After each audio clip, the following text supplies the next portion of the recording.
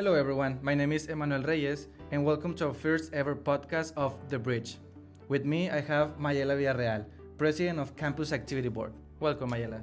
Hi, thank you so much for inviting me and having me here. I'm super excited. Me too, this is, like I said, our first ever podcast of a series of episodes that will be working throughout the semester. So the first question that I want you to ask is that I know like 2 weeks ago you have this huge event called Capsino. And I wanted to ask you how CAP measures the success of an event. It usually varies. We have small events and we have big events. So for our big events, we try to have over 150 people go. And we succeeded by having around 200 students show up to the event. We measure it with not only how many students go, but how many students enjoyed it. The more that the students stay, the more that they enjoy. So we had an after party also. And we had retained their attention by announcing gifts, and afterwards, boom, straight to the event. And then we also measure it with how they enjoyed it, with them posting and tagging us on Instagram. We had at least 50 people post us, so it was just amazing. And that's how we keep measuring how the students like the event and what else they want to say throughout the semester. And how the students, like, they can give feedback through social media, but do you also receive person in-face feedback, like from the students within the event? Well, in person, yes. So sometimes I'm not sure how they'll find out, but they'll see that, oh, the host is Mayela Villarreal, and they'll go look for me and they'll be like, oh my goodness, like I love this event or whatnot.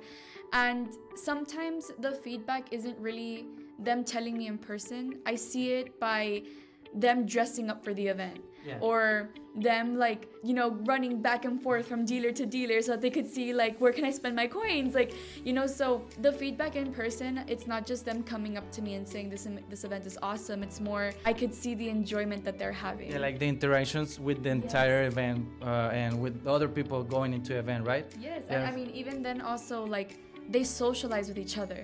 Like that is how we know we're doing great. Yeah, because then some people are like maybe afraid of talking with each other, like, oh, it's a big event, I don't know that many people. But then like once you're in there, like you just follow the flow, right?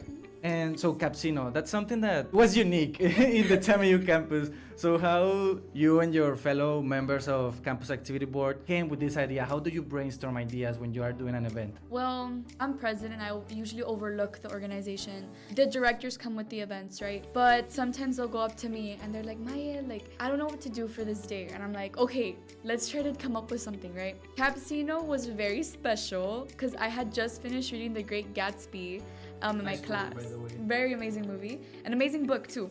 So this one day I was like, oh, why don't we have a casino night? And they're like, oh, well, because TMU doesn't allow gambling. And I was like, okay, but we have the money. What if we give students a loophole by using tokens, like as if it was Chuck E. Cheese? And they were like, it'll work. So we started thinking, okay, casino, Capsino, it makes sense, right? Yeah. So we brainstormed these ideas by just naming out different events that haven't happened before. We try not to repeat it. So we start off with an idea and then the name, which sometimes I try to come up with because I love puns. And then after that, we just start planning. And it's usually months before. When it's big events like this, we try to plan 2 to 3 months beforehand. But yeah. So the main concept comes first, then the name, and then the actual events? Or sometimes it's the event first, then the concept, or it's depending on the event?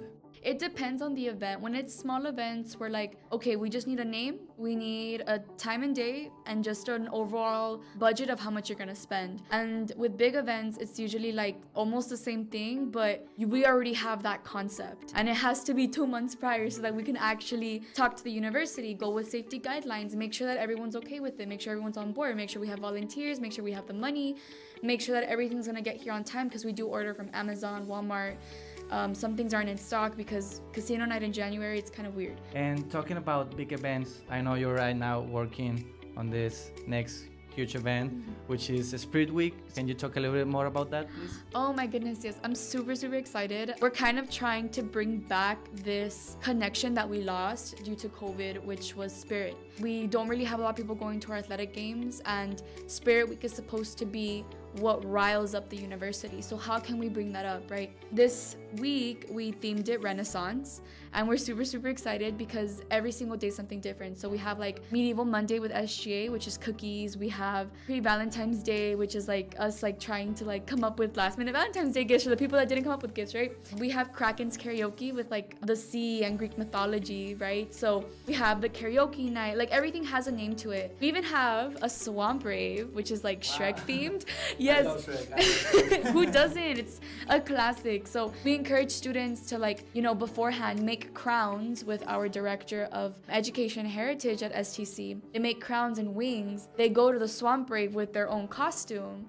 And I mean, you already have a costume, so might as well go to the tailgate on Thursday, February 16th from 4 to 6, right? Like, might as well. And everyone's going to be dressed up. We have organizations that are going to participate. So just a little insider, we have one organization that's doing Leonardo da Vinci. We have another organization that's doing mermaids. Like, it's just this whole thing where people just get to dress up, but the spirit is still there because right afterwards, we go straight into the basketball game. It will be like an immersive experience for everyone in campus, like participating, be full activated with their costumes, enjoying the various events, and then basketball game. Who doesn't like a basketball game? Yes, and there's gonna be free food. And also, yours truly, right? I came up with a design, I gave it to athletics, they got back to me, and we have our limited edition TAMIU Spirit Week shirt, which I wish I could tell you what it looks like, but you just have to be there.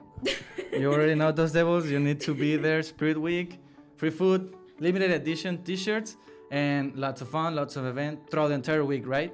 Oh yeah, our last event is gonna be well, technically on Saturday with the TAMU Royals. Super excited. You might see some familiar faces there, right? I do encourage though on Friday, that February 18th, we do have the SGA cart parade where students get shopping carts from HEB and they decorate it and we get to parade it around where organizations just dan una vuelta, right, with their cart, and whoever has the most creative one, well, they win free money.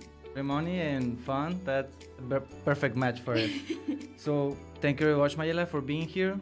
Those Devils, you already know, Spirit Week is coming February the 13th to February 20th, right? If I'm not mistaken. So be prepared, come with your costume, participate. And anything extra you want to add, Mayela? I just hope to see you all there. It's gonna be a fun experience, and this year has been a first for everybody. So if you haven't gone, make this one your first and make it count. Perfect. Thank you very much, Mayela. And thank you so much, everyone that listens to it. See you next time. Thank you.